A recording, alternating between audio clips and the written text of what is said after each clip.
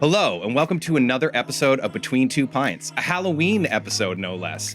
And today with me is Nicholas Yee. How's it going? Cheers, man. Cheers. Thanks for having me. Thank you for coming and dressing up. You know, it's funny because I feel like a lot of Halloween nowadays is about if you can dress up as a reference. And I don't know if people will get this reference anymore. What is the reference? This is Zorro. Zorro. Oh, now would that be, oh man. Here, You didn't bring a sword, though. I didn't bring a sword. Oh, do you have a sword? I have many swords. I don't know if we... Oh, no. We'll get into sword talk, and then we'll lose the entire episode. Yeah, that's actually sort of a foreshadowing of what we're going to talk about. Yeah. So what I actually brought you here is there's a couple things going on. You, first, most importantly, you have some things we want to talk about and promote because we're going to get this episode out later today. Boy, quick turnaround. Yeah, well, I'm a fast editor, so let's not make too many mistakes. Yeah. But you were lucky enough to actually produce a short film with David Abusafi, one of our previous guests. That's and right. You're doing a fundraiser for that, I think, on the 26th. Yeah, so I'll go back a little bit. So a while ago, I wrote a short film called Nighthawks. It's a neo-noir action thriller. It takes place in a failing sushi restaurant. I'm completely sold. Great. Logline works. I've been spending this past year raising funds for it. I did a concert with my band, Nick and the Nighthawks, back in February, and that was a huge success. And so I'm going to be doing another concert with them on Saturday, October 26th. So that's next Saturday. It's going to be a night of, some kind of spooky rock and roll. I've got a really great opening act, an incredible violinist named Georgia Coover. She's going to be performing, and I'm also going to be at the Vancouver Badass Film Festival on October 20th, which is this Sunday. We've been talking about the Vancouver Badass Film Festival quite a bit. It's another pillar of Vancouver film. Like, it's an absolute legend. I think it's really funny because I met David Abusafi playing Dungeons and Dragons, and he's when you meet him that way, he's a very tame. He's like, hey, let's So gather nice. around. Yeah, let's have some pizza. We'll play some Dungeons and Dragons. So wholesome. Oh, look, my kids just walked by. Yeah, here's my pet dragon. Yeah, and then he's like you read about the badass film, it's just like, what is this? I've been fortunate enough to go to the Badass Film Festival past couple of years, and every year it is something I've never thought I would see on a big screen before. It is an absolute wild time. So if y'all need somewhere to go on a beautiful Sunday afternoon, Sunday evening, check out the Vancouver Badass Film Festival at the Rio. And I think by beautiful you mean we're having an atmospheric river, and it's just going to be a constant torrential downpour. Beautiful. Some BC sunshine. Yeah, exactly. Yeah, and actually, I'm really excited because he was talking about Stickman's Hollow is having its North American premiere, a found footage one. That's right. And I think a Sugar Rot or something is another feature that's coming. Yes. Yeah, and I remember seeing the trailer for that a while ago, and it's I'm really intrigued. Yeah, I think punk rock was one of the things to describe. Punk rock, candy horror. That's kind of the vibe I'm picking up.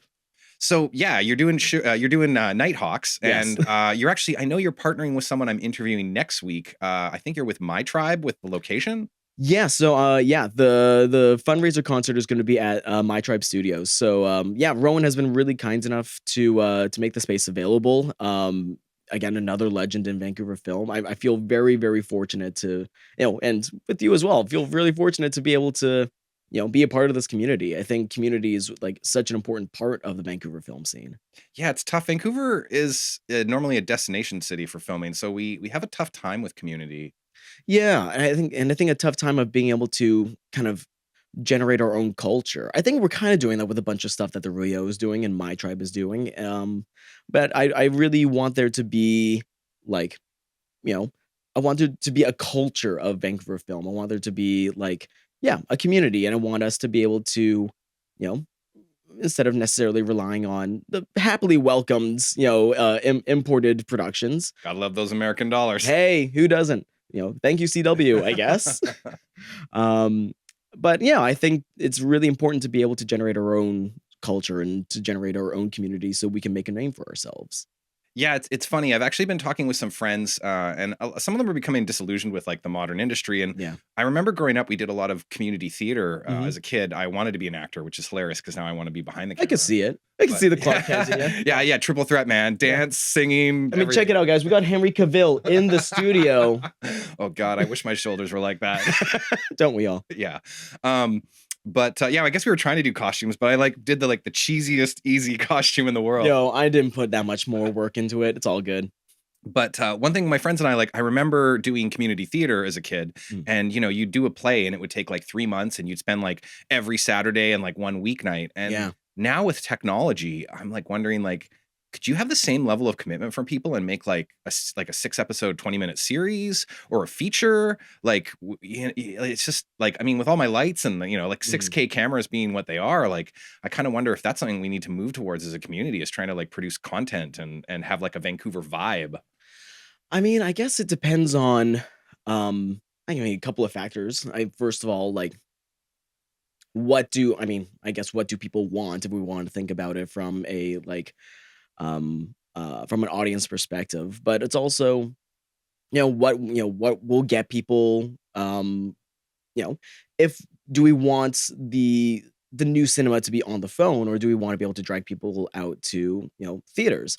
Oh Uh, yeah, Vertical. Have you heard about that yet? There's I've like been hearing vertical. I haven't seen I've heard of vertical web series. I haven't seen one. At least I don't think I've seen one. I really want to get some. If you're watching and you are involved in making Vertical, please contact me. I'd love to interview some people about that, because it's like even just the framing is like, how the hell do you do that? Yeah, the all modern classic cinematographers are like, how do you set up composition Yeah. with How do you have two people facing this? each other? Yeah, what's the OTS? What's Yeah. yeah. But no, I think the theater experience is actually really important. Again, I'm very fortunate to be able to be performing at the Rio at Badass, but to be able to go as an audience member and to be able to like experience the same shocking, like over the top, unbelievable stuff, and to be able to share that with like an audience around you, it's really really, and that's a big part of community and being able to like watch movies together, right?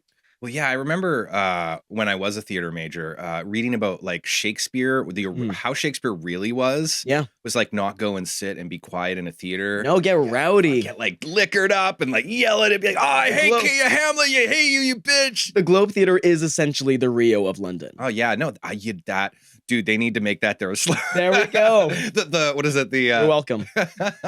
that's yeah, we got to put that in like a social media clip. Yeah, exactly.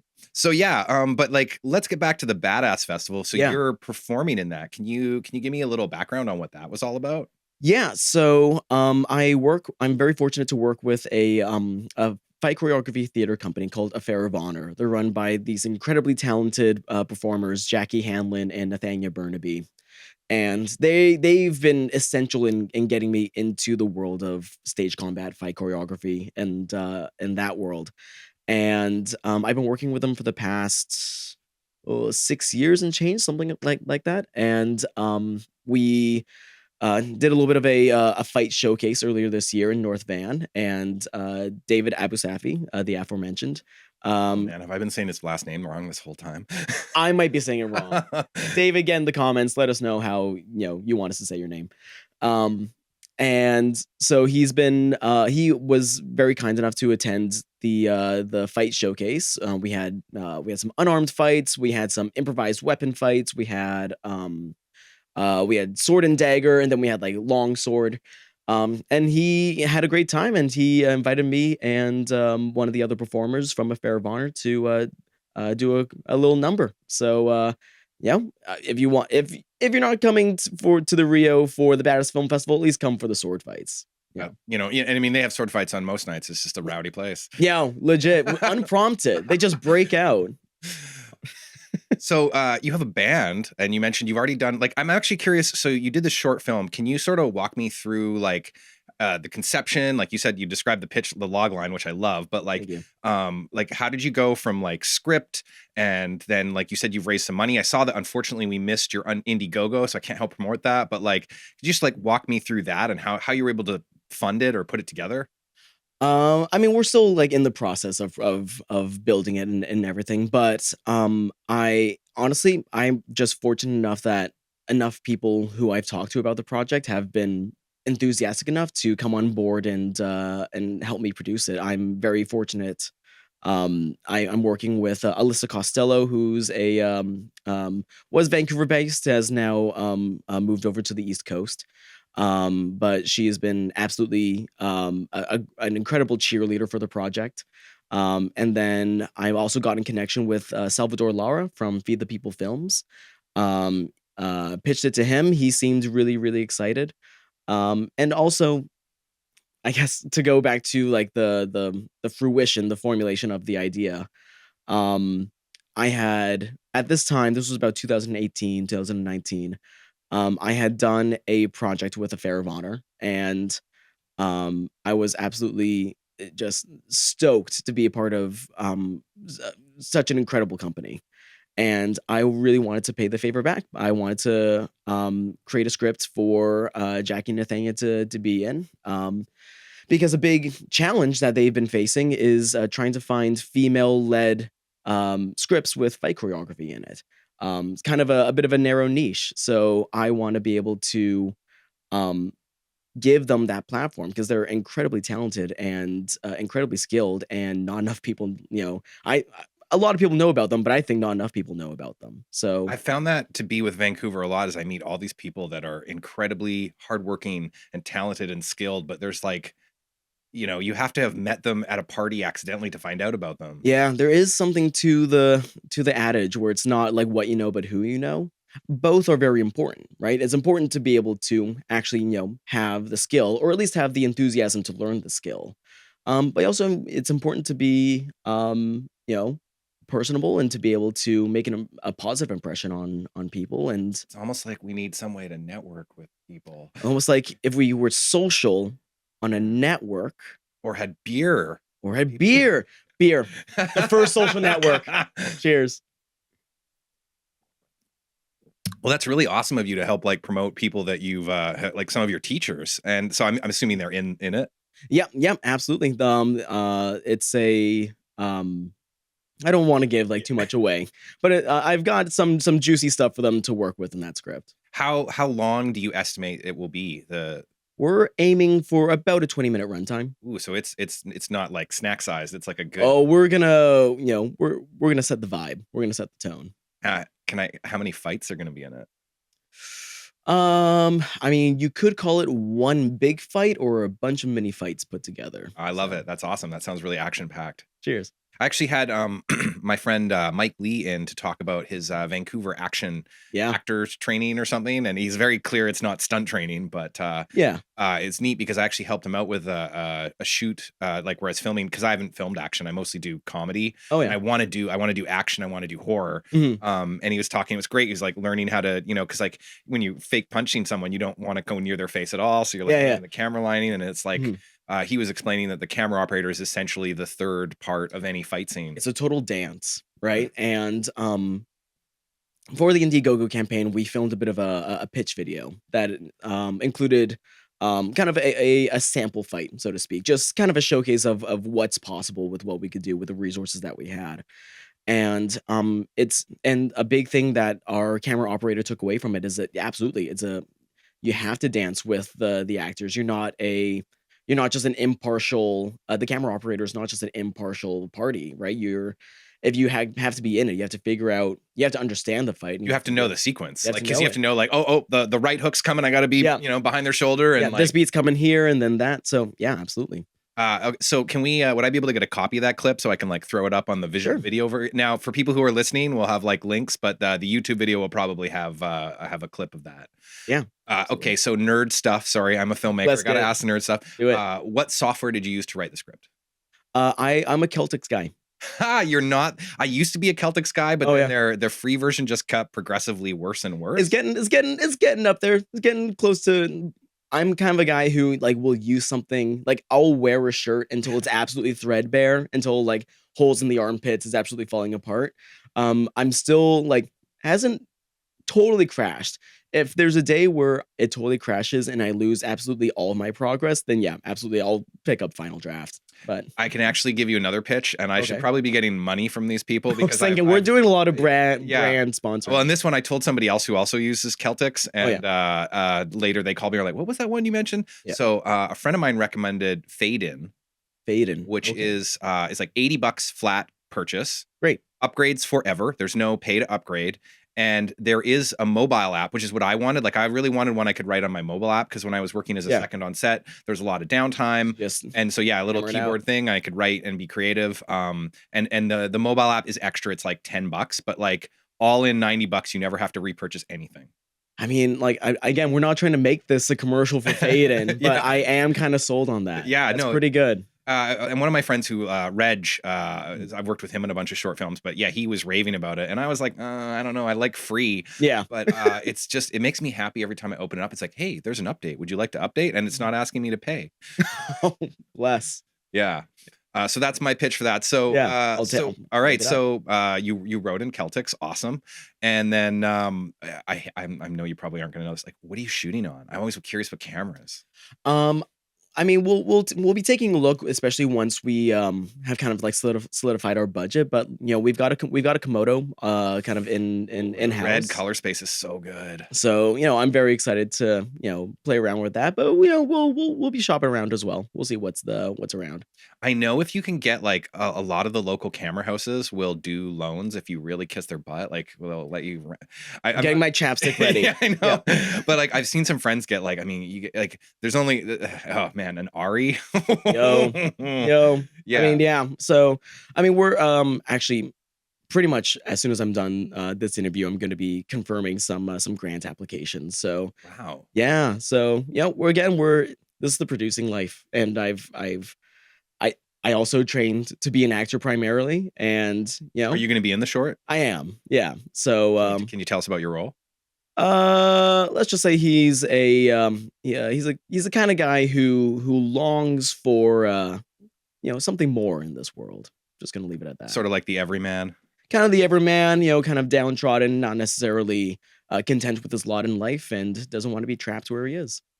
That's very profound. Hashtag deep, I guess. All right. So we were actually talking before. We have some shared interests, Dungeons and Dragons. Yeah, let's get into it. So you were telling me you actually playing Starfinder? Yeah, I've got one of my best friends, one of my oldest friends, Alex. He's a professional GM, and he said, "Hey, I want to do an at-home Starfinder game." I haven't really played Starfinder before. It's kind of my first time. I love doing insane zany sci-fi stuff. So yeah, so for our viewers, Starfinder, I haven't played it either, but from what I understand, it's by Paizo, who make Pathfinder, which is sort of the Pepsi of the D&D world. But Starfinder is basically Dungeons and Dragons in space. Yeah, and so I'm rolling an android operative, which essentially, like, imagine the way that I have my character set up is he's like a James Bond C-3PO that if you buy a junky spaceship in a 2-star garage, he comes with the ship. So he's like that add-on. Was like, hey, really cool. Yeah, just bam, you can fit so many android operatives in this baby. Oh man, that's a meme right there. There you go. Yeah, so what are you rolling right now? Hilariously enough, my D&D group that's been running, some of the members I've been playing with for 20 years. Damn. Yeah, it was ironic. I was raving back in my 20s, and there was a group of friends. I see it. There was a group of friends who they were always going to this really secretive, exclusive after party on Sundays. And I was like, guys, I want to in on this. And I was like, you don't want to come. That's not what you think. And I'm like, no. And they're like, well, it's not really a party. We play Dungeons and Dragons. That is a party. Yeah. So I guess like long and short, I could have got involved in meth, but instead I got involved in D&D. Oh, I do like to imagine you like coming in with like neon bracelets, and I'll be like, yeah, shots. Oh, okay. What are these dice? Are these pills? It is. Oh, Nat 1 on Constitution. Yeah. I do wonder though, with all the money I've spent on books and minis, meth might have been cheaper. I was gonna say, hey, we all gotta have our vices. But we're actually playing. I take turns dungeon mastering, so I've been doing a lot of DMing. But very generous of you. Yeah, it's. But my friend also does it, and he's really. He got us into Pathfinder 2nd Edition, which is more complicated. There's a lot more rules, but it's also a lot more tactical and crunchy. I think that's the term. Yeah, Pathfinder was the first system that I played on, and I definitely faced the crunch head on as like a total novice. So yeah. I was definitely at that time. I was definitely a little bit intimidated. Nowadays, when I look back on it, I kind of see like what the order of operation is and what the flow is. But like telling some 16-year-old like, hey, you got to check your CMD and your CMB. Oh yeah. And I was like, What? Yeah. Yeah, no, it's but then there in that system I'm playing our healer, a cleric. So I'm a little Nice. kobold, which is like a lizard guy. Awesome. And then they have some really fun gods in their like mythology because they Paizo has like a whole world with, and one of their gods is was a human adventurer, Okay. and he was in like a fantasy city, and in the city is like this giant temple that people can go into, and if they don't get killed, they become a god. And Oh, dope. he was blackout drunk, and on a dare he went into the temple, and most people die. Yeah. And of course he didn't, and became the god of adventurers. Damn. So I like, yeah, my little kobold healer cleric is a priest of the god of adventurers, and like one of their like big no-nos is alcohol abuse. So I'm not like spilling out. I was gonna ask if the god of adventure was still drunk. Like I think he's like sobered up, but like there is like many of his it's I love it because they have all the like mythology in and online, but like most of his churches are actually taverns. Oh, cool. Yeah, and so like if you have a religious experience, usually you like wake up in like a really nice tavern, and there's like a kind of like a divine deity thing behind the bar giving you advice or like helping you out. That's rad. Yeah. So we've been playing, and we playing it's called Kingmaker, which is it's neat because it's an adventure path that Paizo releases, but then you're building a kingdom as well. Oh, so cool. you have a kingdom with stats. It's like your fifth character of your party that you like take turns. Like you go out adventuring, and then you'll spend like a month downtime, and then you like oh we built a tavern. So we have the Red Kobold Inn. That's awesome. Yeah, and that's like my character lives there essentially. But oh, cool. But it's really neat because like you get to pick a governing style, but each one has like, even though they sound bad or good, like a democracy is good in some ways but bad in others. Sure. So we picked an oligarchy because we're essentially running a group of adventurers, super rich, powerful people. Yeah, just running the town. So. But also like we're the ones like if an army shows up, we're the ones who are going to have to go fight them. So I mean, hey, that's the best kind of oligarchy. Like normal oligarchs don't do crap. So I was gonna say, like, I can't imagine like Putin coming in and just being like riding a bear. How are the dwarves doing today? Yeah. But yeah, so like I guess we should probably like circle back to the stuff we want to promote for you. Sure. Yeah. So Nighthawks, when are you guys going to camera? I mean, again, depending on some of the grants that we come in, we're aiming for like February 2025. Yeah, we had to push dates a little bit back just to people's schedules and access to resources and all that stuff. Film is a it's both a machine and also an amorphous wibbly wobbly thing. So an organic creature. An organic creature, yeah. It's like John Carpenter's The Thing. It changes shape and it changes form every second. Can you give me a little insight into the grant application process? Because I've only applied for a few grants. I didn't get them, and I always felt like I was totally doing it wrong. I mean, honestly, I'm relatively new to it as well, but this past experience has actually been really enlightening. A lot of it is just, being able to communicate to the people who are holding the grants that you have a vision of what you want to do. So like we've had to, set up like shooting schedules or like shot lists and stuff like that. And in our budget. And like a very clear mood board with a strong log line. So just like kind of like pitching yourself to Crazy Eights, pitching yourself to any investor. A lot of it is just being clear with your vision and also being able to communicate that you have the capability of being able to pull it off, right? Is David helping you with those at all? I know he mentioned he's done grants. David's helping a little bit. He's helping with providing some insight of like, oh, you should tweak this, you should switch this around. So yeah, absolutely, definitely been helpful. I know that man is incredibly busy. I don't know how he is both a neuroscientist and a film producer and a festival producer, like this, and also like a wife and he's a husband. He's a great wife. He's a great wife. Yeah, that guy's an absolute legend. I feel like he must be like next level time management, or just doesn't sleep. I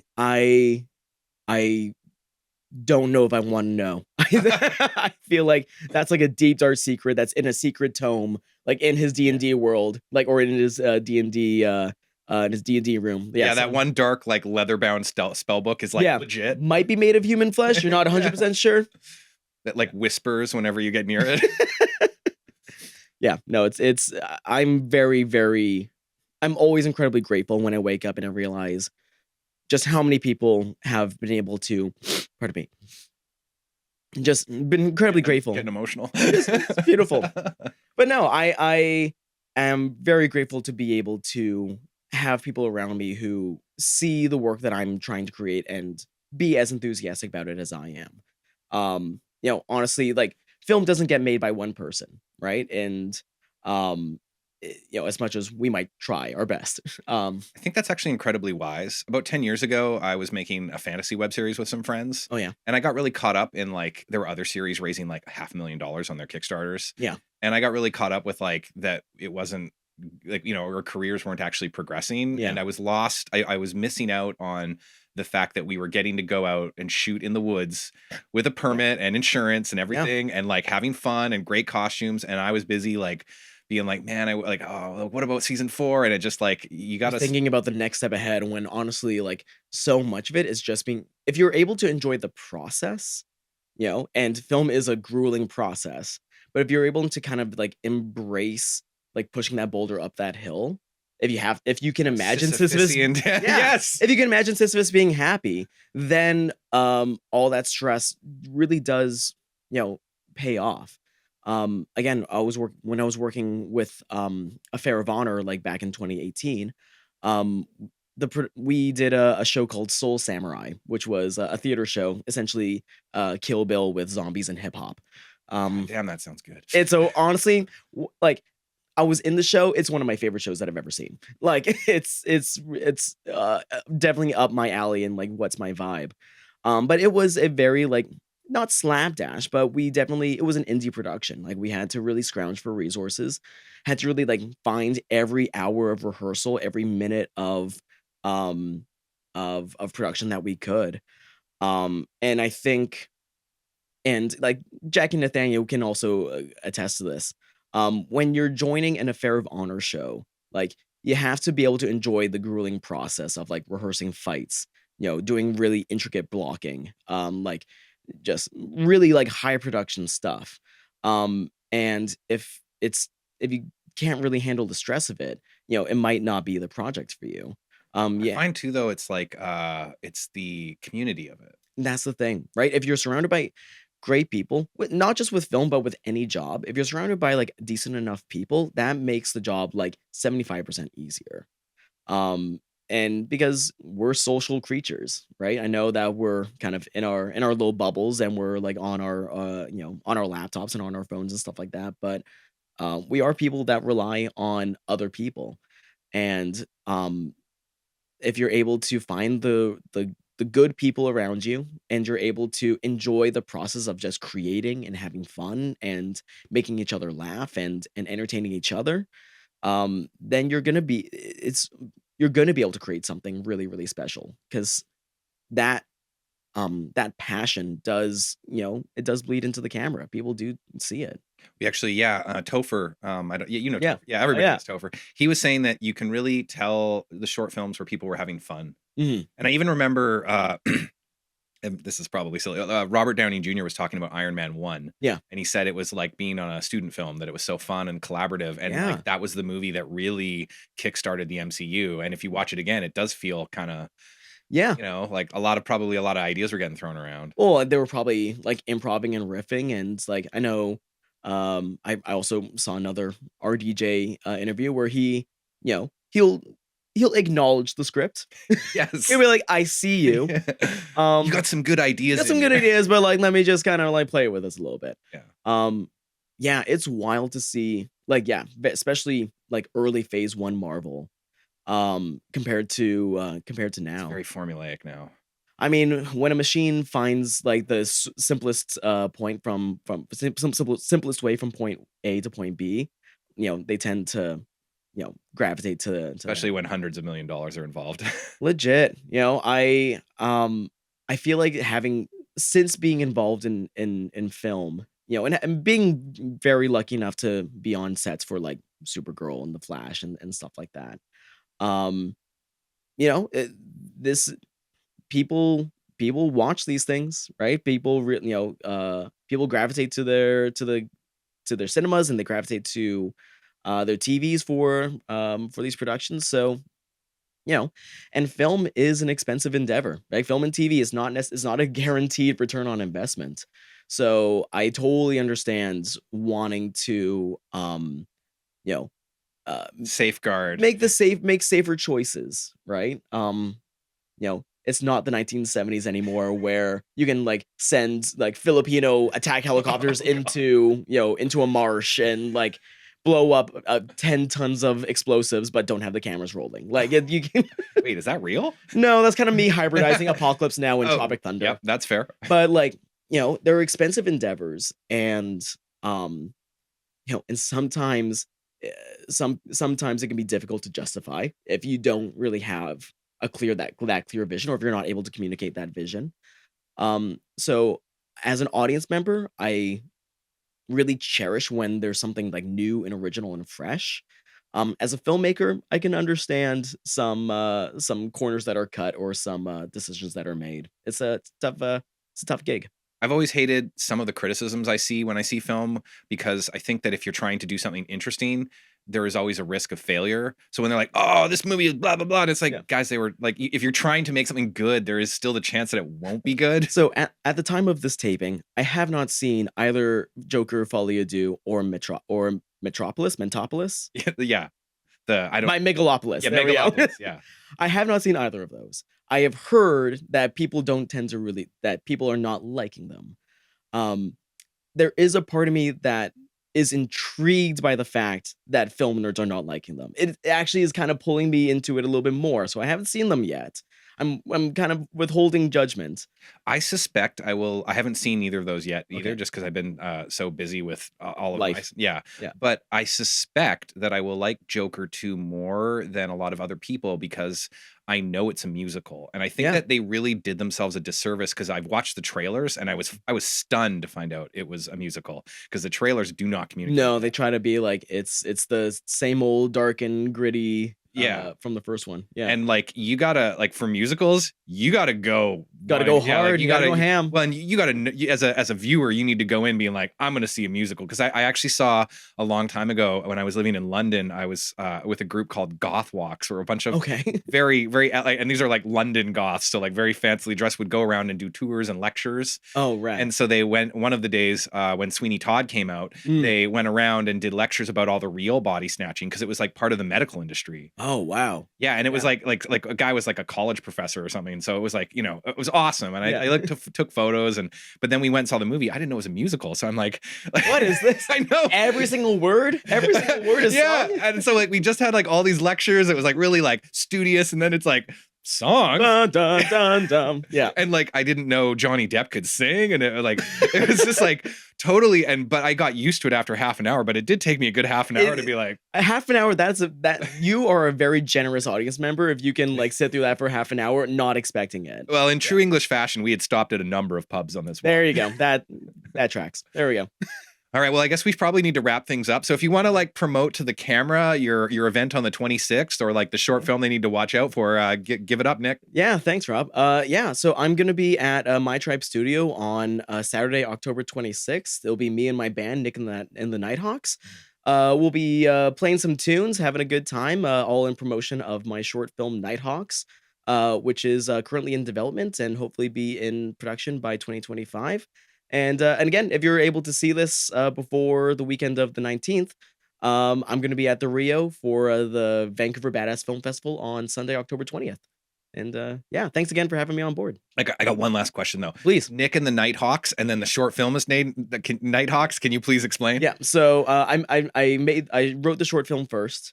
Is Realized the band inspired by the short? the band is inspired by the short. It's definitely like I've been wanting to make music with a bunch of friends for a while, and I wanted to I realized that I think doing a rock and roll show to promote this film is actually on brand.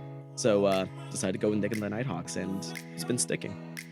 That's excellent, man. Thank you so much for coming out today, Nick. Hey, cheers. Cheers, and I'll see you on the 20th. See you there.